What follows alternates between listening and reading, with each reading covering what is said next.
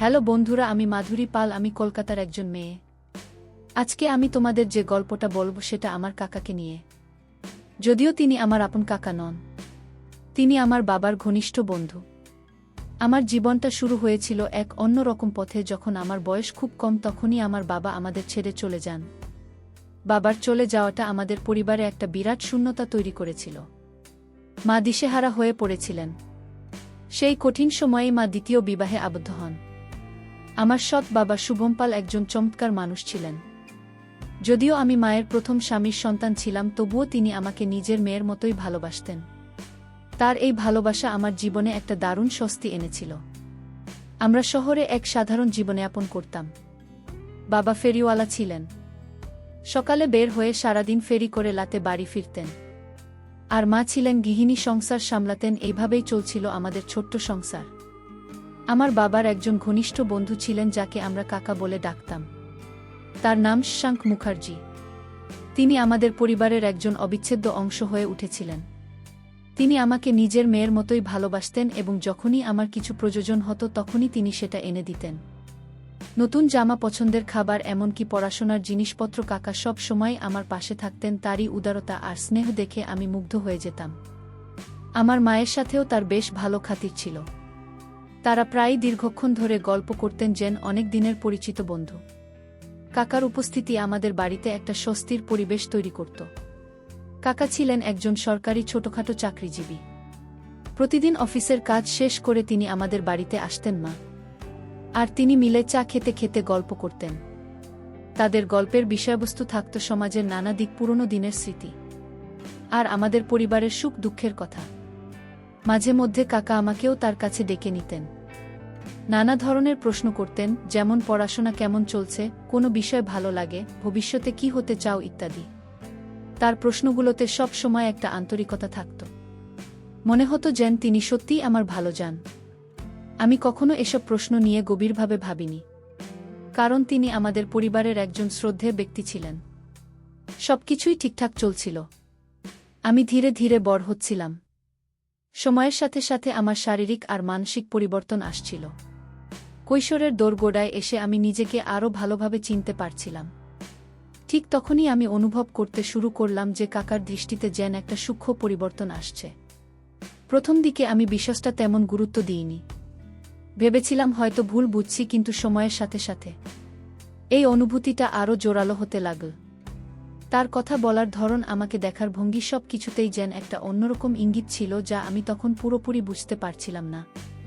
কাকা প্রায়ই আমার সাথে গল্প করার সুযোগ খুঁজতেন। যখনই দেখতেন আমি একা আছি তখনই তিনি আমার কাছে এসে বসতেন আর নানা বিষয়ে কথা বলতে শুরু করতেন। কখনো পড়াশোনা নিয়ে, কখনো ভবিষ্যতের পরিকল্পনা নিয়ে, আবার কখনো বা আমার পছন্দের বিষয়গুলো নিয়ে। তার কথায় এক ধরনের গভীরতা থাকত যা আমাকে ভাবিয়ে চলত। তিনি প্রায়ই আমাকে নিয়ে বিভিন্ন জায়গায় ঘুরতে যাওয়ার প্রস্তাব দিতেন। কখনো বলতেন, মাধুরী চলো তোমাকে একটা ভালো বইয়ের দোকানে নিয়ে যাই। আবার কখনো বা চলো মার্কেটে যাই, তোমার কিছু পছন্দের জিনিস কিনে দেব। তারই প্রস্তাবগুলো শুনে আমি কিছুটা অবাক হলেও বাবার বন্ধু হিসেবে তার এই আগ্রহকে স্বাভাবিক মনে করতাম। আমাকে খুশি করার জন্য কাকা বিভিন্ন ধরনের জিনিস কিনে দিতেন। নতুন জামা কাপড়, সুন্দর গয়না, পছন্দের চকলেটের প্যাকেট। কখনো কিছু চাইলে, আবার কখনো না চাইতেই তিনি এনে দিতেন। তার এই উপহারগুলো আমাকে আনন্দ দিলেও আমার মনে একটা প্রশ্ন জাগত, কেন তিনি আমাকে এত কিছু দেন? আমি ভাবতাম, যেহেতু তিনি বাবার বন্ধু, তাই হয়তো আমাকে নিজের মেয়ের মতোই দেখেন, আর তাই শখ করে এগুলো কিনে দেন। তার মনের গভীরে কি চলছে তা বোঝার মতো বয়স বা অভিজ্ঞতা কোনোটাই তখন আমার ছিল না। আমি তার এই স্নেহকে কেবলই বাবার বন্ধুর ভালোবাসা বলে ধরে নিয়েছিলাম। কাকা সুযোগ পেলেই আমাকে এমন কিছু প্রশ্ন করতেন যা আমাকে কিছুটা অস্বস্তিতে ফেলে দিত। তার প্রশ্নগুলো কখনো কখনো এতটাই ব্যক্তিগত হতো যে আমি বিব্রত হয়ে পড়তাম। যেমন, তোমার কি কোনো পছন্দের ছেলে আছে, বা বিয়ের পর তুমি কেমন জীবন চাও? এ ধরনের প্রশ্ন শুনে আমি প্রায় উত্তর দিতে পারতাম না, শুধু লজ্জিত হয়ে হাসতাম। সত্যি বলতে, কাকার এই ধরনের দৃষ্টি বা কথা আমি কখনো প্রত্যাশা করিনি। একজন শ্রদ্ধেয় কাকার কাছ থেকে এমন আচরণ আমার কাছে বিস্ময়কর লাগত। কিন্তু কেন তিনি এমন করতেন তার রহস্য আমার কাছে অজানা ছিল। এই বিষয়গুলো নিয়ে আমি কাউকে কিছু বলতেও পারতাম না, কারণ কাকা আমাদের পরিবারের একজন অত্যন্ত সম্মানিত ব্যক্তি ছিলেন। আমার মনে এক ধরনের অস্থিরতা কাজ করত। একদিকে কাকার প্রতি শ্রদ্ধা, অন্যদিকে তার এই অদ্ভুত আচরণ আমাকে দ্বিধায় ফেলে দিত। আমি বুঝতে পারতাম না তার এই পরিবর্তনশীল দৃষ্টির পেছনের কারণ কি, তার উদ্দেশ্য খারাপ ছিল নাকি ভালো তা নিয়ে আমার মনে এক ধরনের সংশয় তৈরি হয়েছিল। পরিবারের কাছে এসব কথা বলাও সম্ভব ছিল না, কারণ আমি জানতাম না তারা কিভাবে বিশ্বাসটাকে নেবেন। কাকা যে আমাদের কত আপন ছিলেন সেটা আমরা সবাই জানতাম। তাই এই রহস্য নিয়ে আমি একাই মানসিকভাবে যুদ্ধ করছিলাম। অপেক্ষা করছিলাম কখনোই রহস্যের জট খুলবে। কাকারই আচরণ আমাকে কেবল ভাবাত না, এক ধরনের অদৃশ্য চাপও তৈরি করত। আমি নিজেকে প্রশ্ন করতাম, কেন কাকা এমন করছেন, তার উদ্দেশ্য কি? এই প্রশ্নগুলোর কোনো উত্তর আমি খুঁজে পেতাম না। আমি বুঝতে পারছিলাম না একজন বাবার বন্ধু কেন এমনভাবে একজন কিশোরীর প্রতি বিশেষভাবে আগ্রহী হবেন। তার এই আগ্রহের পেছনে কি অন্য কোনো কারণ আছে, নাকি আমি তাকে ভুল বুঝছি? এই দোলাচলে আমি মানসিকভাবে খুব অস্বস্তিতে ছিলাম।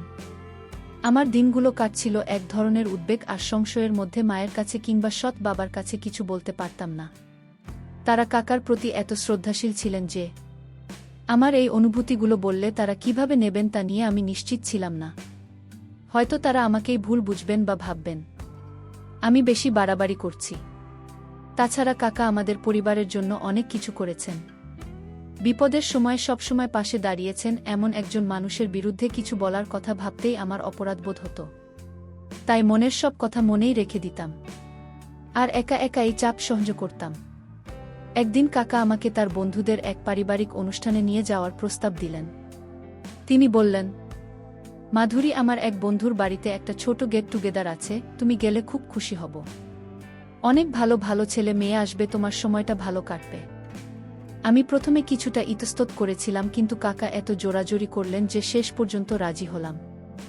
মা বাবাও সম্মতি দিলেন, কারণ তারা কাকার উপর সম্পূর্ণ ভরসা রাখতেন। অনুষ্ঠানে গিয়ে আমি বেশ কিছু নতুন মুখ দেখলাম। কাকা আমাকে সবার সাথে পরিচয় করিয়ে দিলেন। অনুষ্ঠানে কাকার একজন বিশেষ বন্ধুর সাথে আমার দেখা হলো। তার নাম ছিল প্রীতম। প্রীতম কাকাকে দেখে খুব শ্রদ্ধা করত। কাকা আমাকে প্রীতমের সাথে পরিচয় করিয়ে দিলেন। এই হলো মাধুরী, আমার বন্ধুর মেয়ে, খুব ভালো মেয়ে, পড়াশোনায় মনোযোগী। প্রীতম আমার সাথে হাসি মুখে কথা বলতে শুরু করল। সে খুবই বিনয়ী আর বুদ্ধিমান ছিল। তার কথায় কোনো রকম চাপ বা অস্বাভাবিকতা ছিল না। আমরা বেশ কিছুক্ষণ গল্প করলাম এবং আমার তাকে বেশ ভালো লাগল। তবে তখনও আমি কাকার আসল উদ্দেশ্য বুঝতে পারিনি।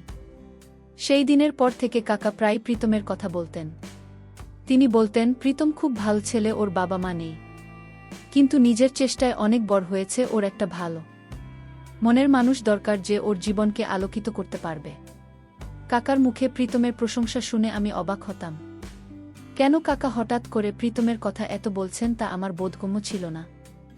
এই বিষয়টা আমার মনে নতুন এক রহস্যের জন্ম দিল।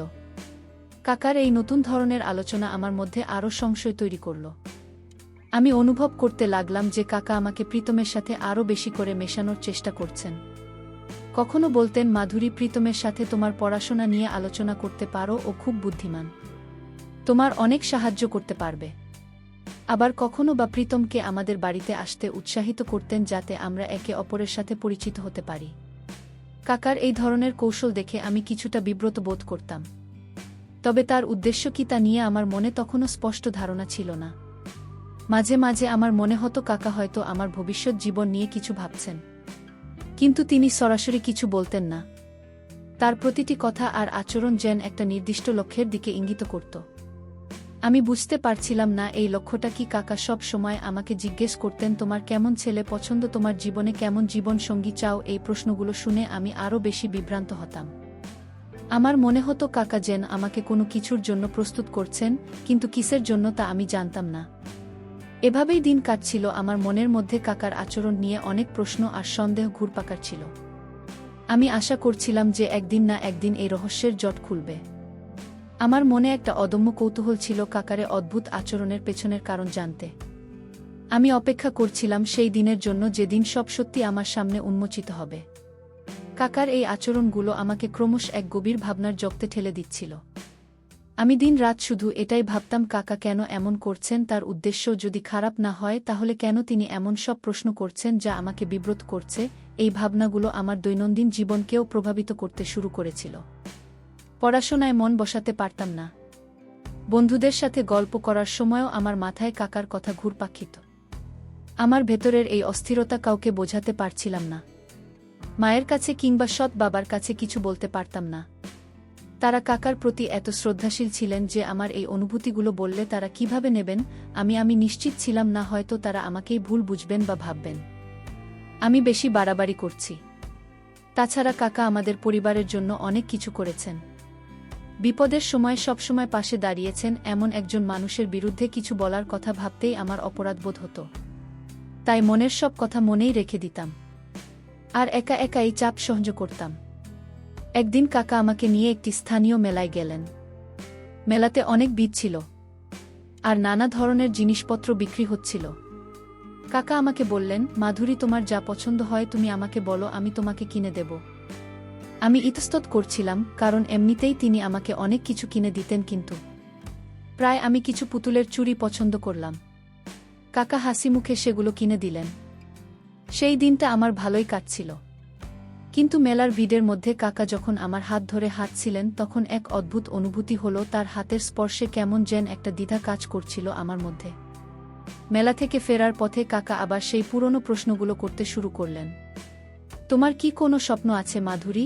তুমি কি একজন সফল মানুষ হতে চাও? তার প্রশ্নগুলো শুনতে নিরীহ মনে হলেও তার চোখ আমার দিকে ভিন্নভাবে তাকিয়েছিল। আমি তার চোখে এক ধরনের অনুসন্ধিৎসু দৃষ্টি দেখতে পেতাম যা আমাকে অস্বস্তিতে ফেলত। আমি শুধু সংক্ষিপ্ত উত্তর দিতাম, কারণ এর বেশি কিছু বলার মতো সাহস বা ইচ্ছা আমার ছিল না। আমার মনে হতো তিনি প্রতিটি উত্তর বিশ্লেষণ করছেন। একদিন আমাদের বাড়িতে এক আত্মীয় এসেছিলেন। তার সামনেই কাকা আমার প্রশংসা করে বললেন, মাধুরী খুব শান্ত মেয়ে, পড়াশোনায়ও ভালো আর ওর স্বভাবও খুব ভালো। কাকার মুখে নিজের প্রশংসা শুনে আমি একদিকে যেমন খুশি হয়েছিলাম তেমনি অন্যদিকে কিছুটা বিব্রত হয়েছিলাম। সবার সামনে কাকার এই ধরনের কথা বলা আমাকে আরও বেশি সন্দিহান করে তুলছিল। আমার মনে প্রশ্ন জাগত, কেন তিনি আমাকে এত প্রচার করছেন? এর পেছনে কি কোনো বিশেষ কারণ আছে? আমি বুঝতে পারছিলাম না কাকা কি আসলেই আমাকে একজন ভালো মেয়ে হিসেবে দেখছেন, নাকি এর পেছনে অন্য কোনো পরিকল্পনা রয়েছে। তার প্রতিটি পদক্ষেপ, প্রতিটি কথা যেন এক জটিল ধাঁধার মতো ছিল। আমি এই ধাঁধার সমাধান করতে পারছিলাম না, আর এই অনিশ্চয়তা আমাকে আরও বেশি মানসিকভাবে ক্লান্ত করে তুলছিল। আমি শুধু আশা করতাম একদিনেই সব রহস্যের জট খুলবে এবং আমি জানতে পারব কাকার আসল উদ্দেশ্য কি। এভাবেই আরও কিছুদিন কেটে গেল। কাকার আচরণে কোনো পরিবর্তন আসছিল না। তিনি আগের মতোই আমাদের বাড়িতে আসতেন, মায়ের সাথে গল্প করতেন আর আমাকে নিয়ে নানা কথা বলতেন। তার প্রতিটি কথার দৃষ্টি আমাকে আরও বেশি ভাবতে বাধ্য করত। আমি নিজেকে বোঝানোর চেষ্টা করতাম যে তিনি হয়তো শুধুই স্নেহবশত এমন করছেন, কিন্তু আমার অবচেতন মন যেন বারবার আমাকে সতর্ক করে দিচ্ছিল। এই দ্বন্দ্ব আমাকে মানসিকভাবে খুব ক্লান্ত করে তুলেছিল। একদিন কাকা আমাকে তার এক পুরনো পারিবারিক ছবিতে দেখালেন। ছবিতে ছিল তার পরিবারের, যেখানে তার কিছু আত্মীয় স্বজনের ছবিও ছিল। তিনি একে একে সবার পরিচয় দিচ্ছিলেন। ছবি দেখাতে দেখাতে তিনি এক পর্যায়ে বললেন, মাধুরী, আমার এক বন্ধুর ছেলে আছে, দীপ্তেন্দু, সেও এই ছবিতে আছে। ওর বাবা মা কেউ নেই, আমি ওর দেখাশোনা করি। ছেলেটা নিজের চেষ্টায় অনেক বড় হয়েছে, প্রতিষ্ঠিত ব্যবসায়ী। কাকার মুখে দীপ্তেন্দুর কোর সংসার শুনে আমার মনে আবারও সেই পুরনো প্রশ্নটা জাগল, কেন তিনি হঠাৎ দীপ্তেন্দুর কথা এত বলছেন। এরপর থেকে কাকা দীপ্তেন্দুর বিষয়ে আরও বেশি করে কথা বলতে শুরু করলেন। তিনি প্রায় বলতেন, দীপ্তেন্দু খুব ভালো ছেলে, ওর মতো ছেলে পাওয়া আজকাল খুব কঠিন। ও দেখতেও যেমন ভালো তেমনি ওর মনটাও খুব সুন্দর। কাকার এই ধরনের কথা শুনে আমি আরও বেশি অবাক হতাম। মনে হতো তিনি যেন দীপ্তেন্দ্র গুণগান করার জন্য একটা সুযোগ খুলছেন। আমি তখনও তারা আসল উদ্দেশ্য বুঝতে পারছিলাম না, কিন্তু আমার মনে একটা ধারণা জন্ম নিচ্ছিল যে এর পেছনে নিশ্চয়ই কোনো কারণ আছে। কাকা কখনো সরাসরি আমাকে দীপ্তেন্দ্র সাথে পরিচয় প্রস্তাব দিতেন না, কিন্তু তার কথায় এমন একটা ইঙ্গিত থাকত যেন তিনি চাইছেন আমরা কাছাকাছি আসি। তিনি বলতেন, দীপ্তেন্দু আমার কাছে প্রায়ই আসে, ওর যখনই কোনো সমস্যা হয় আমার কাছে আসে পরামর্শের জন্য। তার এই কথাগুলো শুনে আমার মনে হতো হয়তো কাকা চাইছেন দীপ্তেন্দু আমাদের বাড়িতে আসুক আর তার সাথে আমার দেখা হোক। এই চিন্তাটা আমার মনে একটা নতুন ধরনের উত্তেজনা আর কৌতূহল তৈরি করেছিল। আমার মনে হলো কাকা হয়তো আমার ভবিষ্যৎ জীবন নিয়ে কিছু ভাবছেন। তিনি হয়তো চান আমি এমন একজনকে জীবনসঙ্গী হিসেবে পাই যে আমাকে সুখে রাখবে। কিন্তু তিনি কেন সরাসরি এই বিষয়ে কথা বলছেন না তা আমার কাছে স্পষ্ট ছিল না। হয়তো তিনি চাইছিলেন আমি নিজেই দীপ্তেন্দুকে পছন্দ করি, এবং তার এই কৌশলের উদ্দেশ্য ছিল আমাকে দীপ্তেন্দ্র প্রতি আগ্রহী করে তোলা। এই সম্ভাবনাটা আমার মনে একটা নতুন দিগন্ত খুলে দিল, যদিও আমি তখনও পুরোপুরি নিশ্চিত ছিলাম না। কাকার এই ধরনের কার্যকলাপ আমাকে ভাবিয়ে তুলেছিল। আমি তার মনের গভীরে উদ্দেশ্য জানতে উদ্গ্রীব ছিলাম। যদি সত্যিই তিনি আমার ভালো চান এবং আমার জন্য একটি ভালো জীবনসঙ্গী খুঁজতে সাহায্য করছেন, তাহলে তার এই কৌশল আমাকে অবাক করত। কারণ একজন মানুষ যদি সত্যিই কারো ভালো চায় তবে সে সাধারণত সরাসরি কথা বলে। কিন্তু কাকা কেন এত ঘুরিয়ে কথা বলছিলেন তা আমার কাছে ছিল এক বিরাট রহস্য। আমার মনে একটা অদ্ভুত মিশ্র অনুভূতি কাজ করছিল। একদিকে যেমন কাকার প্রতি আমার নেতিবাচক ধারণার একটা ইতিবাচক মোড় নেওয়ার সম্ভাবনা দেখছিলাম, তেমনি অন্যদিকে তার এই লুকোচুরি আমাকে কিছুটা হতাশও করছে। আমি চেয়েছিলাম তিনি স্পষ্ট করে সবটা বলুন, কিন্তু তা না হওয়ায় আমি আবারও সেই পুরনো অনিশ্চয়তায় ভুগতে শুরু করেছিলাম। এই অপেক্ষার সময়টা আমার কাছে খুবই দীর্ঘ মনে হচ্ছিল। আমি মনে মনে সিদ্ধান্ত নিলাম যদি কাকা আরও বেশি করে দীপ্তেন্দ্র কথা বলেন, তাহলে আমি নিজেই একদিন সাহস করে তাকে জিজ্ঞেস করব যে তিনি আসলে চান। এই সিদ্ধান্তটা আমাকে কিছুটা স্বস্তি দিল। আমি অপেক্ষা করছিলাম সেই মুহূর্তের জন্য যখন সব রহস্যের উন্মোচন হবে এবং আমি কাকার আসল উদ্দেশ্য জানতে পারব। আমার মন চাইছিল আমার এই ধারণাটা যেন ভুল হয় এবং কাকা যেন সত্যিই আমার ভালো চান। আমার মনের ভেতরে যে দ্বন্দ্ব চলছিল তার দিন দিন আরও গভীর হচ্ছিল। কাকার প্রতিটি পদক্ষেপ, প্রতিটি কথা আমাকে একই সাথে আশাবাদী এবং সন্দিহান করে তুলছিল। আমি এক অদ্ভুত নানা পূরণের মধ্যে ছিলাম। একদিকে ভাবতাম তিনি হয়তো সত্যি আমার ভালো চান এবং আমার ভবিষ্যতের জন্য চেষ্টা করছেন। অন্যদিকে তার লুকোচুরি আর ঘুরিয়ে কথা বলার ধরন আমাকে বিভ্রান্ত করত। এই পরিস্থিতিতে আমি মানসিকভাবে খুব একা অনুভব করতাম, কারণ আমার এই অনুভূতিগুলো কারুর সাথে ভাগ করে নেওয়ার সুযোগ ছিল না। একদিন কাকা আমাকে নিয়ে একটি কলেজে গেলেন। তিনি বললেন, মাধুরী, চলো, তোমাকে একটা ভালো কলেজ দেখে আসি। তোমার পড়াশোনার জন্য ভালো পরিবেশ দরকার। কলেজ এগিয়ে কাকা আমাকে বিভিন্ন বিভাগ ঘুরিয়ে দেখালেন। তিনি শিক্ষকদের সাথে কথা বললেন এবং আমাকে বিভিন্ন বিষয়ে প্রশ্ন করতে উৎসাহিত করলেন। কলেজে পরিবেশটা আমার খুব ভালো লেগেছিল, কিন্তু সেখানেও কাকা দীপ্তেন্দ্র প্রসঙ্গ টানলেন। তিনি বললেন, দীপ্তেন্দু এই কলেজ থেকে পড়াশোনা করেছে, ও খুব মেধাবী ছাত্র ছিল। কলেজ থেকে ফেরার পথে কাকা দীপ্তেন্দু সাফল্যের গল্প বলতে শুরু করলেন। তিনি বললেন, দীপ্তেন্দু কিভাবে নিজের চেষ্টায় একটা ছোট ব্যবসা শুরু করে ধীরে ধীরে বড় করেছে এবং কিভাবে সে এখন একজন সফল ব্যবসায়ী। কাকার মুখে দীপ্তেন্দ্র এই প্রশংসা শুনে আমার মনে হলো তিনি যেন দীপ্তেন্দ্র প্রতি আমাকে আকৃষ্ট করার চেষ্টা করছেন। তার প্রতিটি কথার উদ্দেশ্য যেন এটাই ছিল যে আমি দীপ্তেন্দুকে একজন আদর্শ জীবনসঙ্গী হিসেবে ভাবতে শুরু করি। কাকা আমাকে প্রায় দীপ্তেন্দুর ছবি দেখাতেন। তিনি দীপ্তেন্দুর পারিবারিক ঐতিহ্য এবং তার গুণাগুলি নিয়ে কথা বলতেন। ও খুব সংস্কৃতবান ছেলে আর পরিবারের প্রতিও খুব শ্রদ্ধাশীল। কাকা বলতেন, দীপ্তেন্দুকে নিয়ে কাকারে অতিরিক্ত আগ্রহ আমার কাছে স্পষ্ট হয়ে উঠছিল। আমি বুঝতে পারছিলাম যে তিনি চাইছেন দীপ্তেন্দ্রর সাথে আমার সম্পর্ক গড়ে উঠুক, কিন্তু তিনি সরাসরি কিছু বলছেন না কেন, এই প্রশ্নটা তখনও আমার মনে ঘুরপাক খাচ্ছিল। কাকা হয়তো আমাকে যাচাই করতে চাইছিলেন। তিনি হয়তো দেখছিলেন যে আমি দীপ্তেন্দ্র ব্যাপারে কতটা আগ্রহী হই। আমার মনে হচ্ছিল তিনি চাইছেন আমি নিজেই দীপ্তেন্দুকে পছন্দ করি, যাতে বিয়ের সিদ্ধান্তটা আমার নিজের বলে মনে হয়। তার এই কৌশলী পদক্ষেপগুলো আমার কাছে রহস্যময় মনে হলেও আমি ধীরে ধীরে একটা সমাধানের দিকে এগোচ্ছিলাম বলে মনে হচ্ছিল। আমি দীপ্তেন্দুর ব্যাপারে আরও জানার জন্য আগ্রহী হয়ে উঠলাম। কাকার কাছ থেকে তার সম্পর্কে যতটুকু শুনেছিলাম তাতে তাকে ভালোই মনে হচ্ছিল। তবে শুধু অন্যের কথায় নির্ভর করে তো আর জীবনসঙ্গী নির্বাচন করা যায় না। আমি চাইছিলাম দীপ্তেন্দুর সাথে আমার সরাসরি কথা হোক, যাতে আমি তাকে নিজে যাচাই করতে পারি। এই আগ্রহটা আমার মনে একটা নতুন আশার সঞ্চার করেছিল। কাকার এই দৃষ্টি, যা এক সময় আমার কাছে রহস্যময় এবং অস্বস্তিকর মনে হয়েছিল, তা ধীরে ধীরে পরিষ্কার হতে শুরু করল। আমি বুঝতে পারছিলাম যে তার উদ্দেশ্য হয়তো খারাপ ছিল না। তিনি হয়তো আমার জন্য ভালো কিছু চেয়েছিলেন এবং সেই কারণেই এত কৌশল অবলম্বন করছিলেন। আমার মনে হলো আমার ধারণা হয়তো ভুল ছিল এবং কাকা আসলেই আমার শুভাকাঙ্ক্ষী। অবশেষে সেই দিন এল যেদিন কাকা সরাসরি আমার মায়ের সাথে দীপ্তেন্দ্র বইয়ের প্রস্তাব নিয়ে কথা বললেন। আমি দূর থেকে তাদের কথোপকথন শুনতে পাচ্ছিলাম। কাকা মাকে বোঝাচ্ছিলেন যে দীপ্তেন্দু কতটা ভালো ছেলে এবং কিভাবে সে আমার জন্য উপযুক্ত হবে। মায়ের মুখেও আমি এক ধরনের স্বস্তি আর আনন্দের ছাপ দেখলাম। সেদিনই আমার মনের সব সংশয় দূর হয়ে গেল এবং কাকার আসল উদ্দেশ্য আমার কাছে পরিষ্কার হয়ে গেল। মায়ের সাথে কাকার কথোপকথন শুনে আমার মনের ভেতরে এক অদ্ভুত শান্তি নেমে এল। এতদিন ধরে যে সংশয়, যে দ্বিধা আমাকে কুরে কুরে খাচ্ছিল, তা এক মুহূর্তে দূর হয়ে গেল। আমি বুঝতে পারলাম যে কাকার এসব বিশেষ আচরণ, আমার প্রতি তার বিশেষ মনোযোগ, আমাকে নিয়ে বিভিন্ন জায়গায় যাওয়া আর দীপ্তেন্দ্র প্রসঙ্গ বারবার টেনে আনা সবকিছুর পেছনেই ছিল একটি সৎ উদ্দেশ্য। তিনি চেয়েছিলেন আমার জন্য একটি সুরক্ষিত এবং সুখী জীবন। রাতে আমি অনেকক্ষণ ধরে কাকারি সম্পূর্ণ পরিকল্পনা নিয়ে ভাবলাম। তিনি যে এতটা বিচক্ষণ আর ধৈর্যশীল ছিলেন তা আমি আগে বুঝতে পারিনি। তিনি আমাকে সরাসরি কিছু না বলে ধীরে ধীরে দীপ্তেন্দ্র ক্ষতি আগ্রহী করে তুলেছিলেন। তিনি চেয়েছিলেন আমি যেন নিজের ইচ্ছায় এই সম্পর্কটা মেনে নিয়ে কোনোরকম চাপ অনুভব না করি।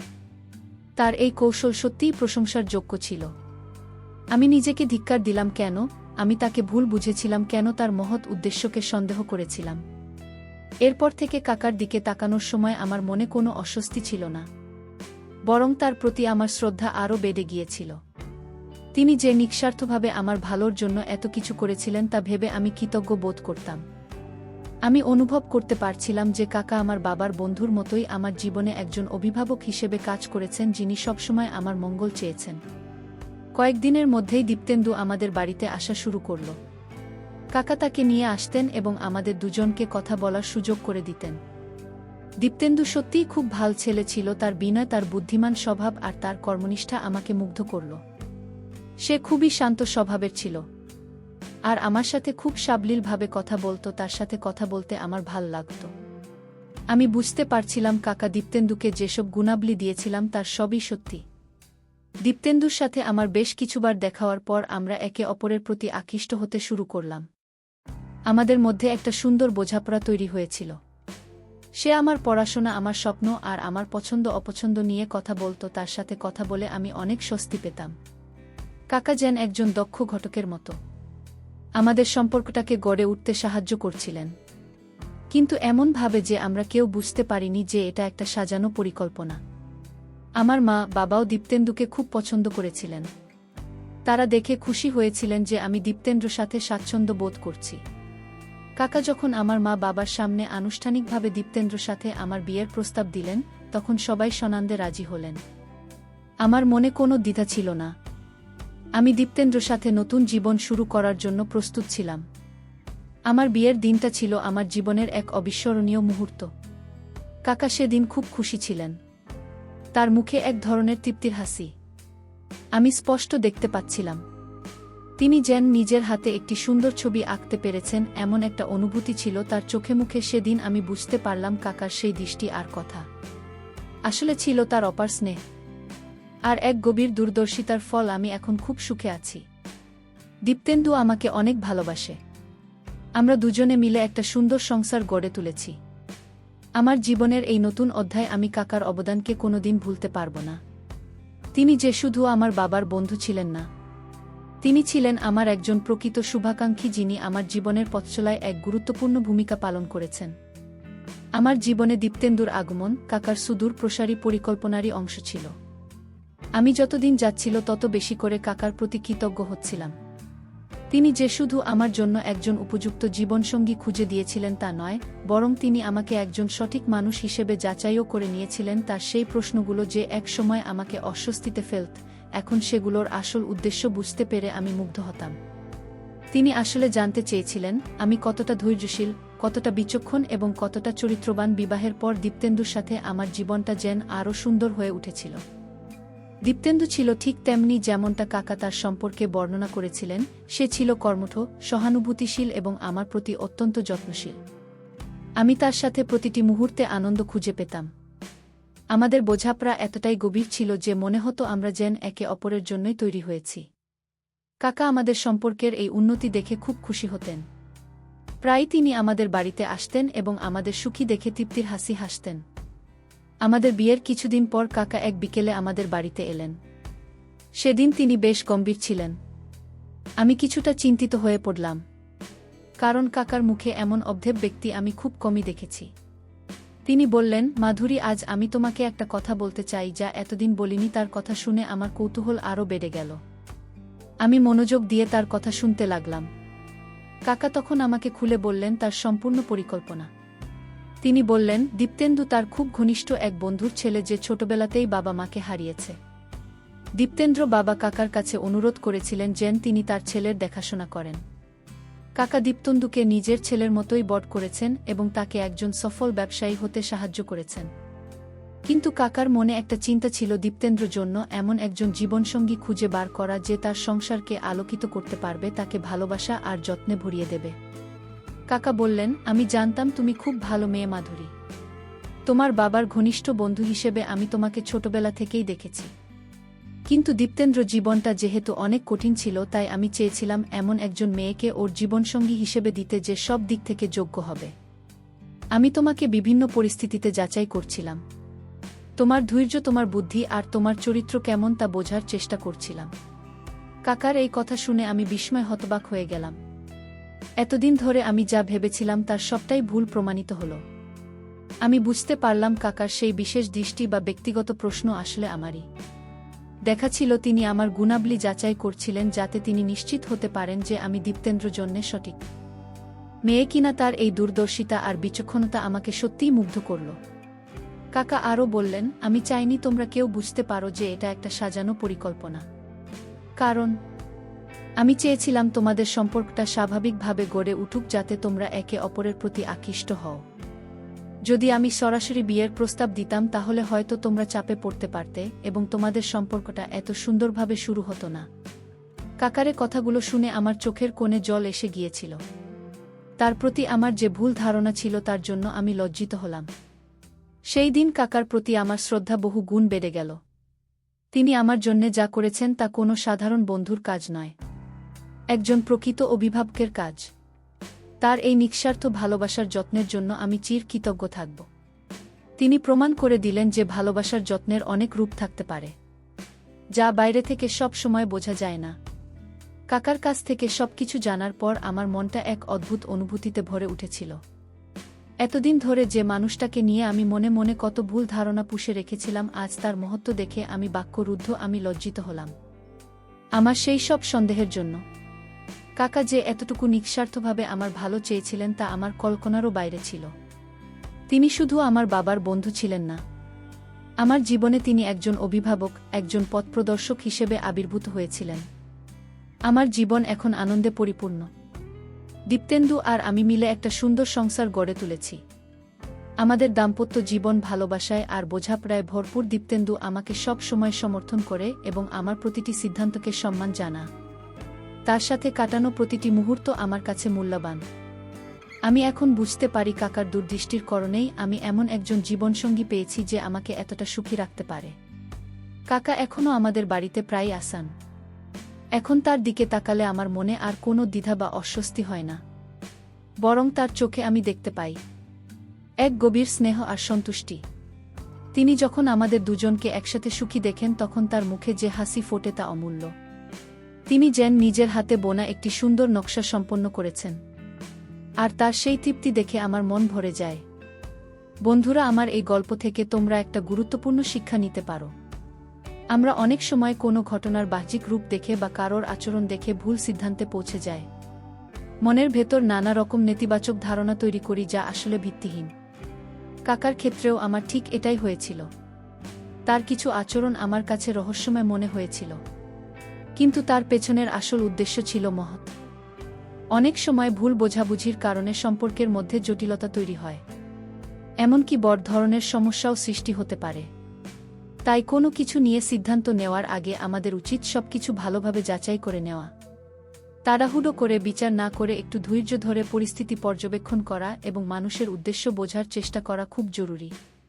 কাকার এই দৃষ্টি আমার জীবনকে নতুন পথে পরিচালিত করেছে এবং আমাকে শিখিয়েছে যে মানুষের ভেতরের উদ্দেশ্য সবসময় বাইরে থেকে বোঝা যায় না।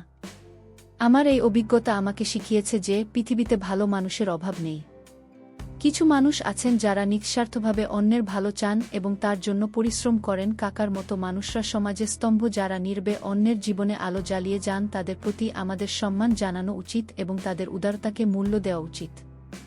আমি এখন খুব সুখে আছি। আমার স্বামী আমাকে অনেক ভালোবাসে আর আমি একজন চমৎকার জীবন পেয়েছি। এই সব কিছুর পেছনে কাকার অবদান অনিশ্চিকার্য। তার সেই দৃষ্টি হয়তো প্রথমে আমার কাছে ভুল মনে হয়েছিল, কিন্তু শেষ পর্যন্ত সেই দৃষ্টি আমার জীবনের সবচেয়ে বড় আশীর্বাদ হয়ে এসেছে। পরিশেষে বন্ধুরা, আমি তোমাদেরকে বলবো, অনেক সময় আমরা মানুষের বাহ্যিক আচরণ দেখে ভুল ধারণা পোষণ করে এবং দ্রুত কোনো সিদ্ধান্তে পৌঁছে যায়, কিন্তু প্রতিটি কাজের পেছনে একটি গভীর উদ্দেশ্য থাকতে পারে। তাই কোনো ব্যক্তিকে বিচার করার আগে বা কোনো পরিস্থিতিতে মন্তব্য করার আগে ধৈর্য ধরে পুরো বিষয়টি ভালোভাবে বোঝা উচিত। ভুল বোঝাবুঝি অনেক সময় বড় ধরনের সমস্যা সৃষ্টি করতে পারে। তাই সবসময় ইতিবাচক দৃষ্টিভঙ্গি নিয়ে পরিস্থিতি বিশ্লেষণ করা প্রয়োজন। বন্ধুরা, গল্পটি তোমাদের ভালো লাগলে লাইক, কমেন্ট, শেয়ার এবং সাবস্ক্রাইব করে পাশে থাকবেন। এতক্ষণ ধৈর্য ধরে গল্পটি শোনার জন্য তোমাদের সবাইকে অসংখ্য ধন্যবাদ।